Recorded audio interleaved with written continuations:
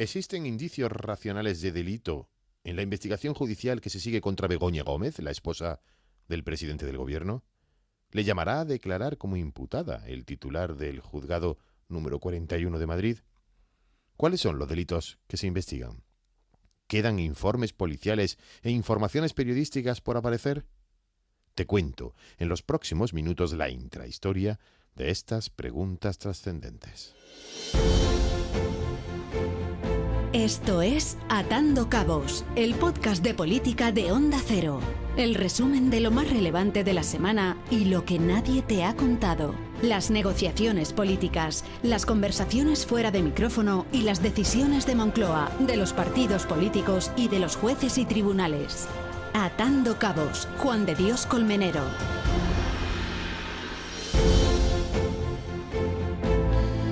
Cuando el pasado 24 de abril el presidente del gobierno abandonaba precipitadamente el Congreso de los Diputados tras la sesión de control de ese día en dirección a Moncloa, y horas antes de escribir aquella carta de reflexión en la que amagaba con su dimisión, en aquel preciso momento, ya sabía Pedro Sánchez que su mujer, Begoña Gómez, estaba imputada e investigada por el juez por los delitos de tráfico de influencias y corrupción en los negocios. Pues fíjese, voy a ser muy escueto. En un día como hoy, y después de las noticias que he conocido, a pesar de todo, sigo creyendo en la justicia de mi país. Después de las noticias que he conocido. Horas más tarde, desde la soledad del Palacio de la Moncloa, o en compañía de Begoña Gómez, fue cuando escribió aquella carta, la carta de los 5 días, la que mantuvo artificiosamente en vilo la posibilidad, porque así lo dijo él mismo, la posibilidad de dimitir y de dejarlo todo. Pero hoy ya sabemos que todo aquello fue porque un juez, amparado en su función jurisdiccional, no solo abrió diligencias, sino que también apuntó a una investigación directa de su mujer. A partir de ahí, y hasta la última semana, el enredo, la máquina de la confusión, la estrategia de decir que todo es fango, más fango y solamente fango, no ha parado. Pero ni el juez, ni la querella original, ni siquiera los informes de la UCO, de la Unidad Central Operativa de la Guardia Civil, nada de eso era suficiente para sostener la credibilidad de una investigación con independencia de cómo continuara. Tuvo que ser otro órgano judicial, la Audiencia Provincial de Madrid, una instancia superior al juez Peinado, formada por 3 magistrados, la que marcara un punto de inflexión en este asunto, el auto más decisivo hasta el momento de los publicados en el caso Begoña Gómez.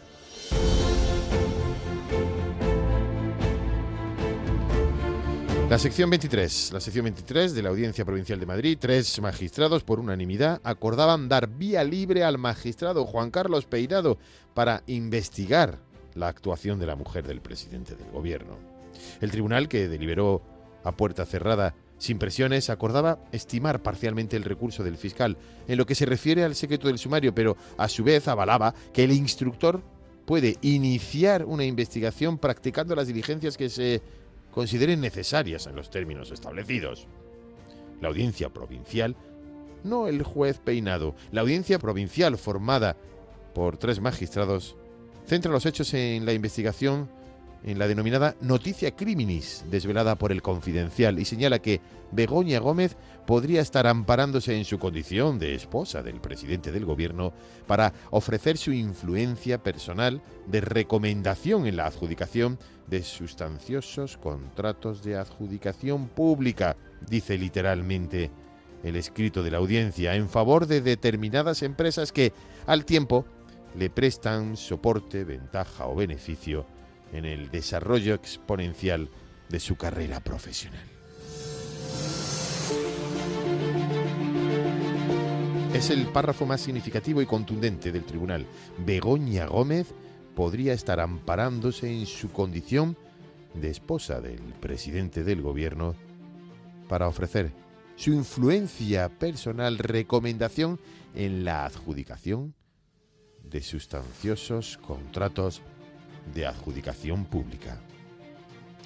De todos los hechos atribuidos a Gómez, el tribunal pone el foco en las ayudas recibidas por la UTE, por la Unión Temporal de Empresas de Juan Carlos Barrabés, Innovenex, SLU, donde sí aparecen, dice los magistrados, datos objetivos suficientes que legitiman el inicio de una investigación.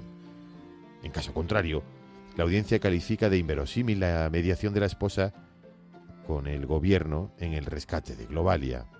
Pero en este auto, la sección 23 de la audiencia detalla las adjudicaciones públicas a las que accedió Barrabés y las cartas de recomendación firmadas por Begoña Gómez, a la vez que recuerda que, según se desprende de la información que se acompaña con la denuncia, este empresario, Carlos Barrabés, organizó el máster de la Universidad Complutense de Transformación Social Competitiva que dirige la denunciada, dicen los magistrados, calificando de hecho notorio que Gómez es esposa del presidente del gobierno, y de lo anterior se deduce que existen indicios acerca de la presunta comisión de un hecho delictivo. Llegados a este punto, desde el juzgado están convencidos que el juez no puede no citar a declarar como imputada a Begoña Gómez.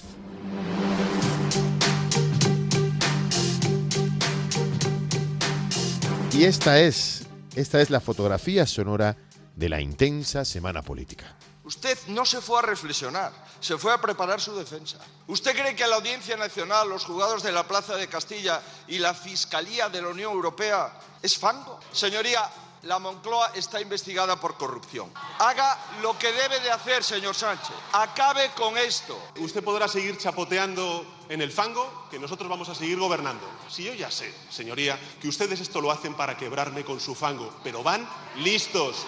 Usted lo sabía y lo tapó. Usted no se fue a reflexionar, se fue a preparar su defensa. Usted podrá seguir chapoteando en el fango, que nosotros vamos a seguir gobernando. ¿Usted cree que la Audiencia Nacional, los juzgados de la Plaza de Castilla y la Fiscalía de la Unión Europea es fango? Fango, fango y más fango, señor Feijóo. La Moncloa está investigada por corrupción. Haga lo que debe de hacer, señor Sánchez. Acabe con esto. Hay motivos para que el presidente del Gobierno dé todas las explicaciones ante lo que ya es un escándalo mayúsculo y que los españoles merecen respuesta y explicación. Nadie está por encima de la ley, sea familiar, amigo, cualquier político. ¿Quiénes eran los de arriba? ¿Era Ábalos? ¿Era usted?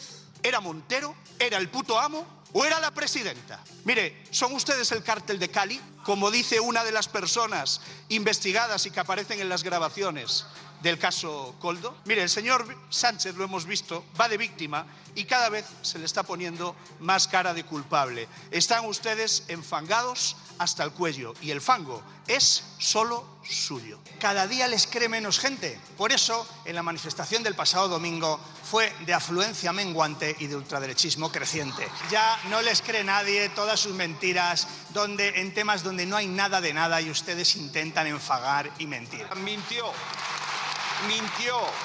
Mintió en las radios, mintió en la televisión cuando dijo que no sabía de qué se le acusaba. Por cierto, en el mismo acto el señor Abascal nos llamó a nosotros cobardes y estafadores.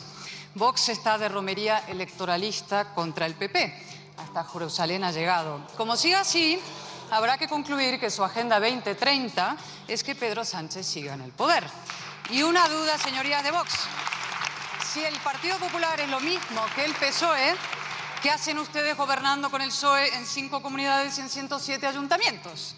Supone un paso definitivo para cerrar una etapa de tensión y de enfrentamiento y de conflicto y para abrir una nueva etapa de acuerdos, de hacer política dentro de las instituciones democráticas y, por tanto, de prosperidad para Cataluña y para toda España. Por tanto, hoy, repito, ha ganado la convivencia y es un gran día para la democracia en nuestro país. Hoy hemos asistido al acta de defunción del Partido Socialista Obrero Español.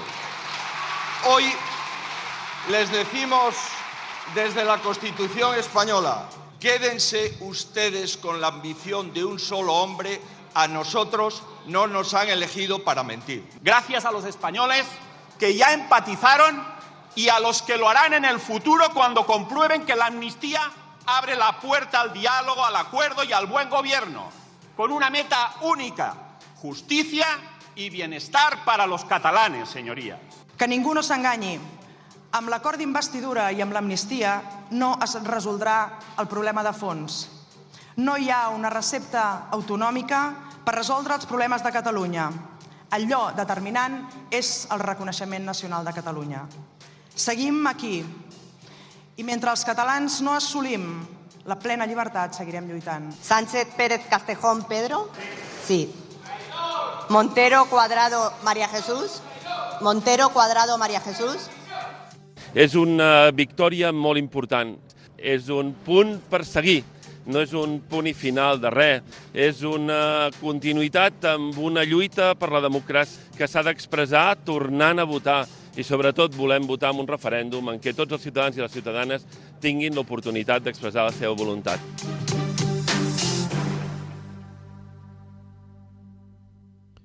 La fotografía de otra semana política intensa, con la aprobación definitiva de la ley de amnistía y con las investigaciones judiciales del caso Begoña Gómez, investigaciones que seguirán avanzando ya con el beneplácito de la Audiencia Provincial.